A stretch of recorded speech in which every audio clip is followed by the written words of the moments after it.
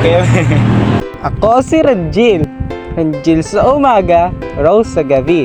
So yun nga guys, kitang-kita nyo na napaka-fresh pa ng lola nyo kasi nga bagong ligo.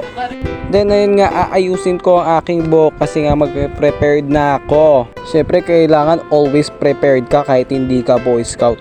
So ayun nga, nakairam ng suklay kay Kuya RJ. Shoutout sa iyo Kuya. Then ayun nga, nasuklay ko na ng bonggang-bongga, tatali ko na siya. At hindi pa nga natatapos yun guys, maglalagay pa ako ng peeling lotion sa mukha ko.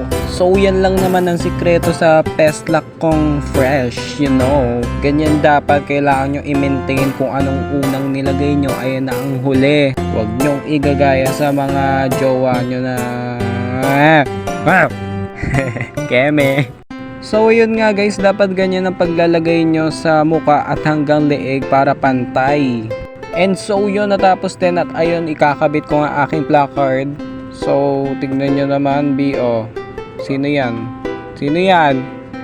Woo! Keme lang. So ayun nga, ikakabit ko na siya, B. Diba? Kung di ko yung kakabit, magiging useless yan. Diba? Sayang lang ang pera ko dyan. Hirap at pagod at dugo. Diba? Diba? So hindi tayo makikipag-away sa inyo guys. Keme-keme lang yan.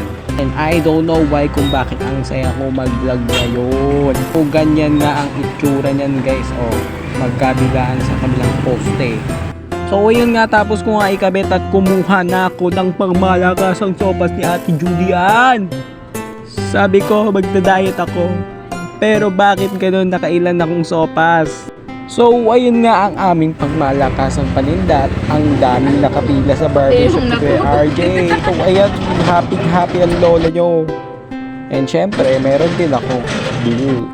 So ayun nga, diba guys, ayun, ganyan lang baso ko pero nakailan ako nyan, B.